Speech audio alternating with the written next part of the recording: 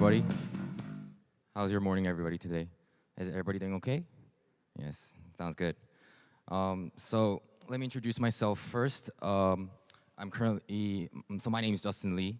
I'm currently working as a international business manager at the Korea Esports Association.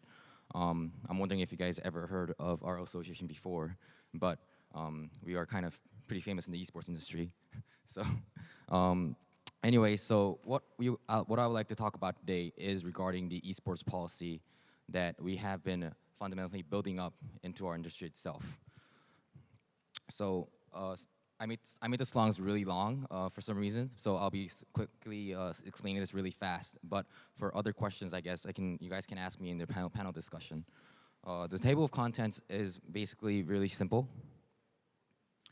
First, I'm going to introduce about our association. Then I'm going to be talking about our policy.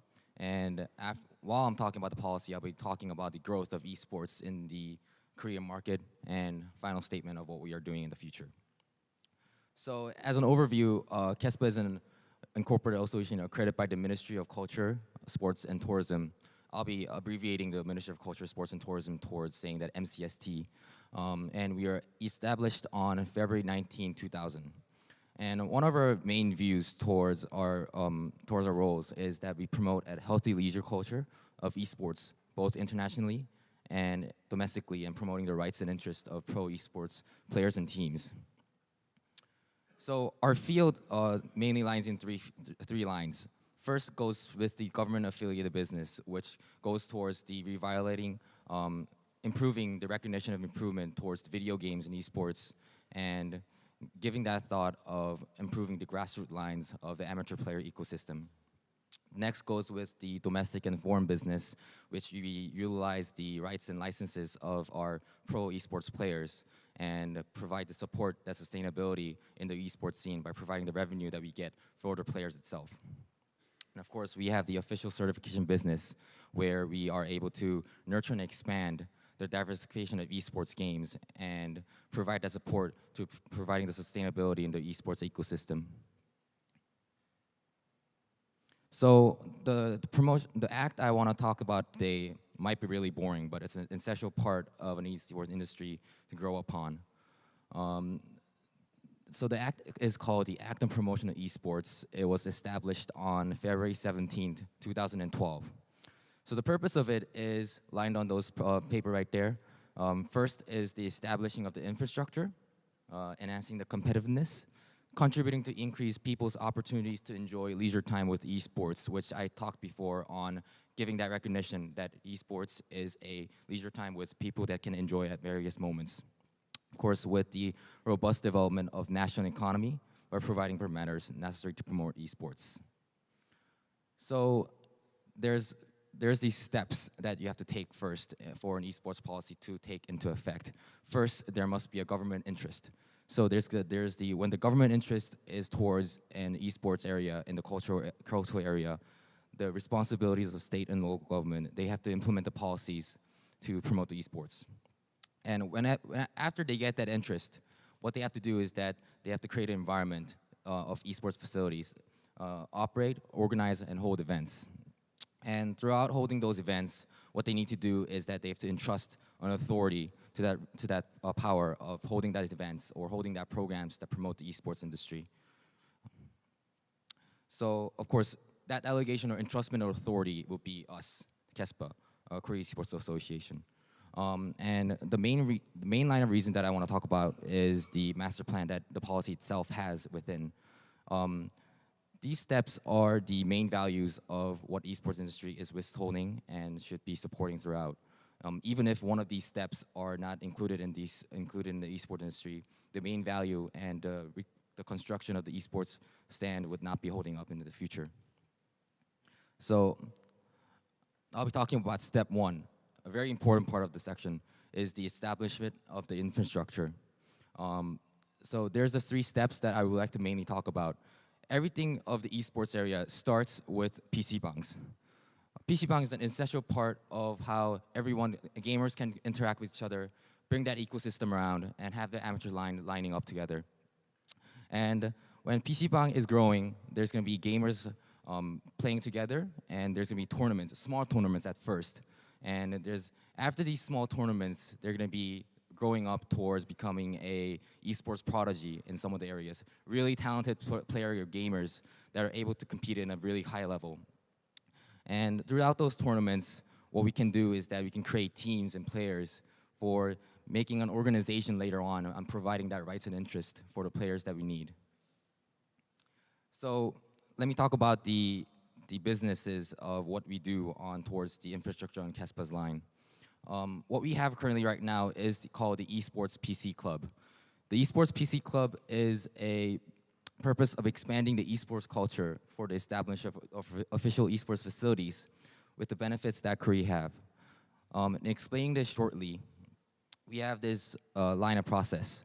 So first, what we do is that since we have so many PC bangs in Korea, we have to designate certain PC bangs who are able to compete in a various level, whole various tournaments for many people.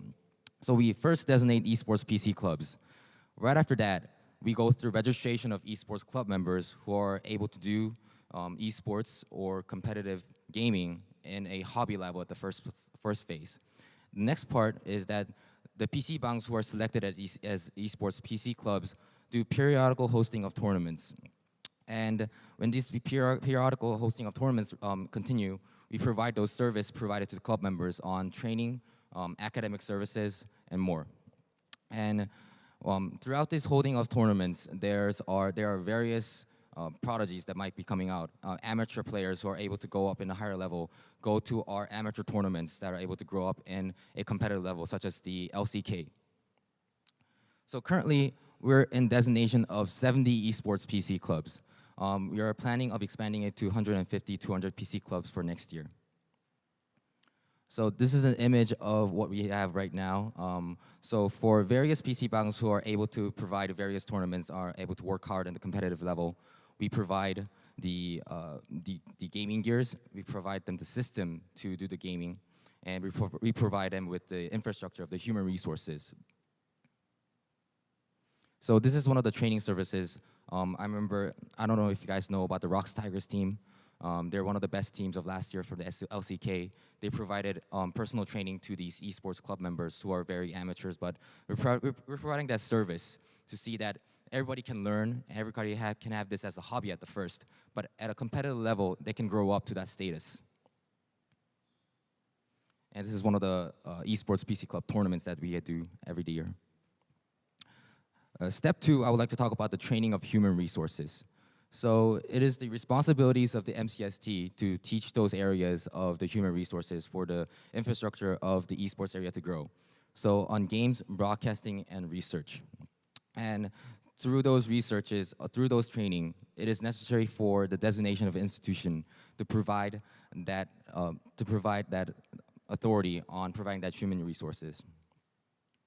So there are so many things to talk about in the training aspect of the esports, but I would like to small it out in a few areas that we currently do. So psychological training support. So this was done in last year with our cooperation with the Seoul National University of the sports faculty members. Of course, we tried this out with the Rocks Tigers team of 2016. What it is that it helps the players. So there's counseling members, psychological members of the faculty that provides that players maintain the best mindset and determination before doing an actual matches. So what we do first is match analysis and counseling on bringing up that self-confidence, bringing the players to a calm mindset during matches, and bringing that skill to the above level. And this is one of the on-site adaptation training.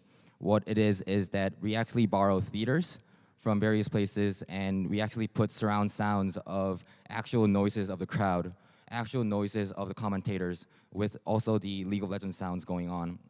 And players can actually feel the surrounding of the area, and they can get used to the environment on that area.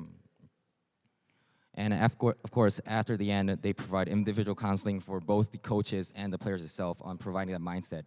And after that, we deliver the training booklet on utilizing this for further on. So the amateur training services is related to the PC clubs. There's the referee and match supervisor academies that we do. We issue the esports instructor certificates for various people who are able to instruct on a certain level.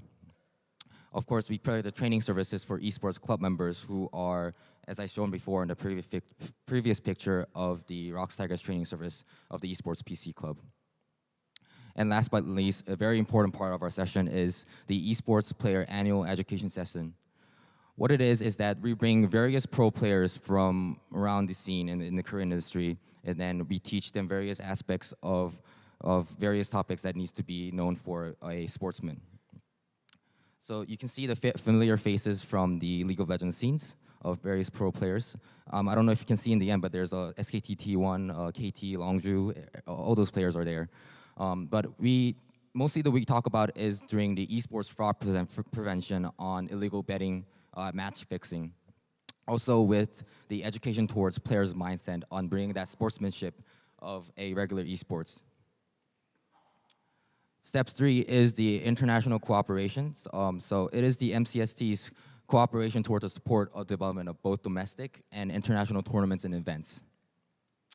What we do is we also do exchange of this cooperation and bring that esports exchange of knowledge together. So the part that I kind of want to talk about is on 2 tournaments and 1 events that I think that is a very good example of an international cooperation on our side. First is the official national competition between China and Korea. We first initiated this last year. It was the first from the Korea Esports Association and the China Sports Information Center, where we did a official national competition on the expansion of formal esports sports diplomacy through esports. These are some of the pictures.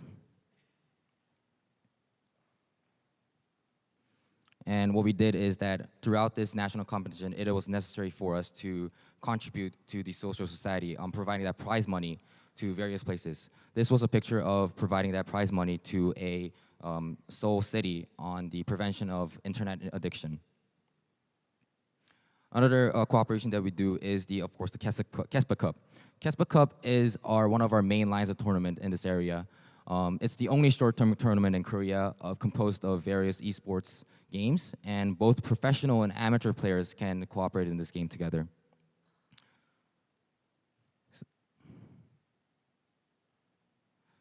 So these are some of the pictures that we do, and of course this is the domestic area, but of course in also the foreign areas it is very famous. A lot of people have the views as well. And one of the things that internal cooperation can be input in this one is that about 2016, we did a StarCraft tournament on the KeSPA Cup. And it was an international tournament, first international tournament that we did for StarCraft KeSPA Cup.